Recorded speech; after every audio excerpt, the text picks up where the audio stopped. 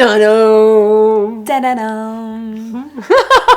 Mais Laurie, tu as vu cette vidéo de Marie Saint-Filtre qui parle de l'esclavage moderne à Dubaï? Oui, j'ai vu. C'est tellement l'endroit à la mode, jamais j'aurais imaginé. Comme quoi, peut y avoir bien du caca derrière de la poussière d'étoiles. Ils y vont pas un peu fort en parlant d'esclavage? Attends, je t'explique. Revenons sur le terme, ma petite maman. L'esclavage est un système qui applique le droit de propriété sur un individu dit esclave. La traite des esclaves noirs a été une des pratiques esclavagistes les plus importantes. Déjà parce qu'elle a duré 4 siècles et elle a réduit à l'état d'esclave plusieurs dizaines de millions d'individus. Cet esclavage-là, il a été aboli il y a plus de 200 ans. Aujourd'hui, il existe une chose qu'on appelle l'esclavage moderne. Elle peut prendre différentes formes. Traite d'êtres humains, exploitation sexuelle, travail forcé, servitude pour dette, mariage forcé ou arrangé ou encore enfant soldat. Mais qu'est-ce qu'on entend par esclavage moderne? C'est exploiter un être humain pour produire plus. Le priver de sa liberté de refuser un travail et avoir du contrôle sur son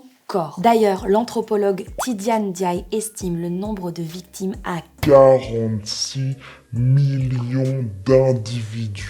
Après, c'est très difficile d'avoir des chiffres très précis parce que, évidemment, il y a beaucoup de choses qui se passent de manière très clandestine. Mais actuellement, on parle de 15 millions de personnes concernant le mariage forcé, 25 millions de personnes concernant le travail forcé, dont un quart qui travaillent pour des particuliers et les autres dans les champs, en usines, etc. Mais ça se passe dans quel pays?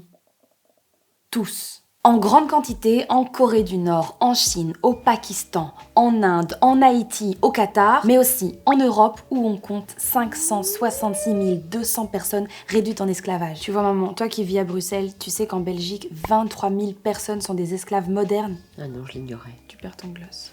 Voilà. Ça bleffe.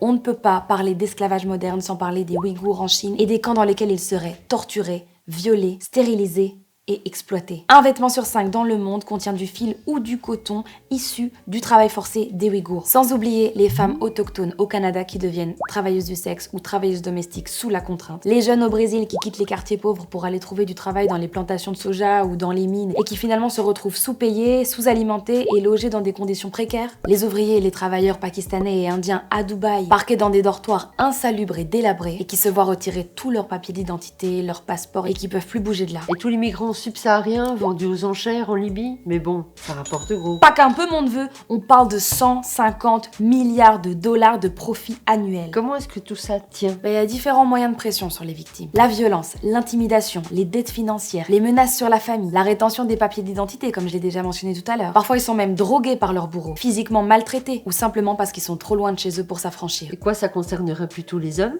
Moi aussi j'étais étonnée, mais en fait c'est une majorité de femmes, on parle de 71% de femmes. La plupart est exploitée dans le travail domestique et dans l'esclavage sexuel. Mais la pandémie a un impact sur tout ça, non?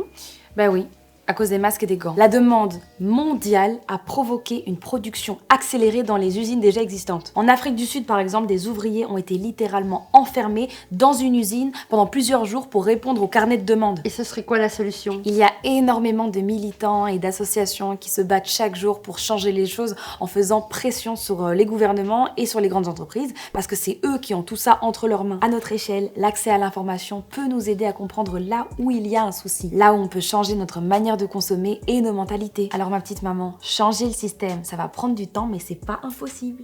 C'est ça qu'il faut faire. Move Radio, Hip Hop Nation.